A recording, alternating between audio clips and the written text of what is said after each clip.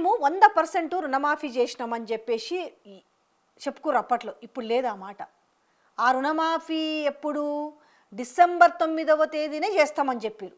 సోనియా గాంధీ జన్మదినం సందర్భంగానే మీకు కట్టినోళ్ళు ఉంటే కూడా మళ్ళీ పోయి తెచ్చుకోరి, మేం చేస్తాం మీకు ఎందుకు అన్నారు. పాపం నిజంగానే ప్రజలు నమ్మిరు. కొంతమంది తెచ్చుకున్నారు, కొంతమంది పాతవి ఉన్నాయి కదా బాకీలు, అరే మాకు ఎట్లయినా. ఎందుకంటే ఎంపీ ఎలక్షన్లలో ఇవాళ చెప్తున్నారు కదా మేము బీఆర్ఎస్కి 0కే పరిమితం చేసినాము అని చెప్పి.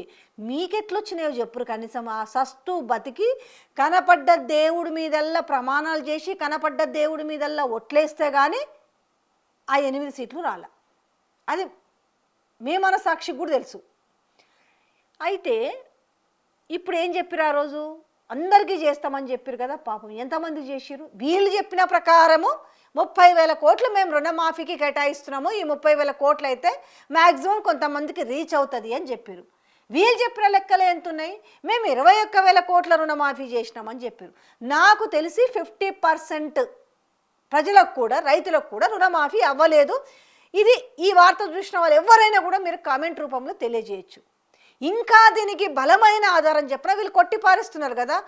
మీరు అట్లనే చెప్తారు, మీరు ఏందో బీఆర్ఎస్కి ఫేవర్గా వార్తలు చేయడానికి చెప్తారు అనేసి మా మీద ఇంత బురద వేస్తుంటారు. మీరు బురద వేసినా నష్టం లేదు. మీ బురద మీ ముఖాన్నే వచ్చి పడుతుంది. ఎట్లా వస్తుందో చెప్పనా? హైకోర్టుకు పోయిరు రైతులు, మాకు రుణమాఫీ కాలేదు అనేసి. సో దీని మీద విచారణ చేసి దాన్ని ఏందో తెలపమని హైకోర్టు కూడా చెప్పింది కదా ప్రభుత్వానికి. మరి ఎందుకు పోతారు రుణమాఫీ అయితే హైకోర్టుకి? ఎందుకు రైతులు పోయినరు? కొంచెము నిజాన్ని జీర్ణించుకునే కెపాసిటీ ఉండాలి. మనము నోటికి ఏదొచ్చింది కదా అని మాట్లాడి ఎల్లకాలం ప్రతి విషయంలో మభ్య పెడతాము. చాలు అయిపోయి మనకు రాని రేపు మన సర్పంచ్లు వీళ్ళంతా మా మద్దతుదారులే, మాకు 66% వచ్చిందని చెప్పుకోవడము, మీరు ఒట్లేస్తే 8 సీట్లు వస్తే అడిగే గొప్ప అనుకోవడము, నేను వచ్చి 0కే పరిమితం చేసినానంటే మరి ఇక్కడ సెంట్రల్ రాహుల్ గాంధీ పరిస్థితి ఏంది? మీరు వర్కింగ్ ప్రెసిడెంట్గా ఉన్నప్పుడు, పీసీసీ ప్రెసిడెంట్గా ఉన్నప్పుడు వచ్చిన మరి జిహెచ్ఎంసీలో ఎన్ని వచ్చినాయి? 2. ఇవన్నీ మర్చిపోయినరా? బై ఎలక్షన్లలో డిపాజిట్లు రాకుండా పోయినాయి ఎన్ని?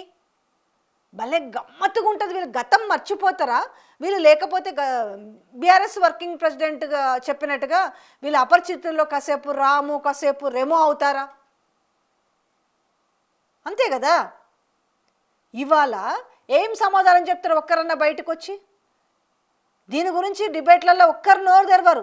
ఉట్టిగానే గాయ అని అరవడం తప్పితే మీరు గనక 100కి 100% రుణమాఫీ చేస్తే ఎందుకు కోర్టుకు పోతారు రైతులు? హైకోర్టుకి. ఒకసారి వాళ్ళ దగ్గరకు పోయి అడుగుర్రి. మరి మేము రుణమాఫీ చేసినాం కదా, మరి అయినాక కూడా మీరెందుకు హైకోర్టుకు పోయారు అనేసి పిలిచి అడుగుర్రి. మరి మీరు రుణమాఫీ చేసినామని చెప్తున్నారు కదా. ఎంత దారుణంగా ఉంటుంది పరిస్థితి అంటే, డిబేట్లో కూర్చొని మాట్లాడతారు, ఇంతలేసి అంతలేసి, ఇంతోళ్ళు అంతోళ్ళు, ఇంత పదవి ఉన్నోళ్ళు అంత పదవి ఉన్నోళ్ళు ఎగిరెగిరి మాట్లాడుతుంటారు కదా. ఇప్పటికీ ఇంకా ఆ యూరియా విషయంలో రైతులు ఇంకా పడిగాపులు కాస్తున్నారు కదా. ఎందుకు మాట్లాడారు? రుణమాఫీ విషయంలో ఎందుకు మాట్లాడారు? రైతు భరోసా ఎందుకు మాట్లాడారు? మహిళలకు ఇచ్చే 2,500 గురించి ఎందుకు డిబేట్లలో ప్రస్తావించారు? నోరుంది కదా అని ఇష్టం వచ్చినట్టు పొద్దున్న లేస్తే బీఆర్ఎస్ మీద ఏడవడం తప్ప ఏమొచ్చింది ఒకటి చెప్పండి. ఒక్క సమాధానము నిరుద్యోగులకు చెప్పిరా? పోనీ 2 లక్షల ఉద్యోగాలని చెప్పారు కదా. ఇవాళ గత ప్రభుత్వం ఇచ్చిన నోటిఫికేషన్లు, గత ప్రభుత్వం పెట్టిన పరీక్షలు, గత ప్రభుత్వంలో వచ్చిన రిజల్ట్, కానీ మీరు కేవలం నియామక పత్రాలు ఇచ్చి నేను ఇచ్చినా అని గొప్పగా చెప్పుకునే అంత నిస్సిగ్గుగా మాట్లాడుతుంటే పాపం ఇవాళ ఆ సిగ్గుపడుతుంది రోజు మాట్లాడుతుంటే.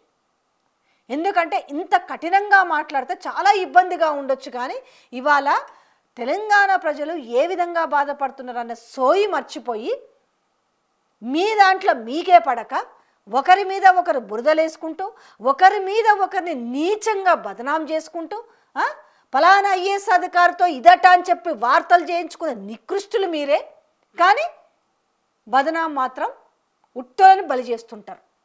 సో కాబట్టి మళ్ళా మీ ముందుకు ఒక అవకాశం వచ్చింది తెలంగాణ ప్రజలకి. మున్సిపల్ ఎలక్షన్లో ఓటు రూపంలో మీ ముందుకు వచ్చింది కాబట్టి కనీసం ఇప్పటికైనా వాళ్ళేదో పైసలు ఇస్తురనో, వాళ్ళేదో భయపెడుతురనో, వాళ్ళేదనో రేపు ఇది మీరు ఓటు వేయకపోతే ఇందిరా మిల్లు రాలేదనో, లేకపోతే ఓటు వేయకపోతే ఇంకేదో రాలేదని బెదిరిస్తే భయపడకుండా అందరూ ఆలోచించుకొని జరుగుతున్న అన్యాయాన్ని చూసుకొని తెలివిగా ఓటు వేయాలని నేను విజ్ఞప్తి చేస్తున్నా.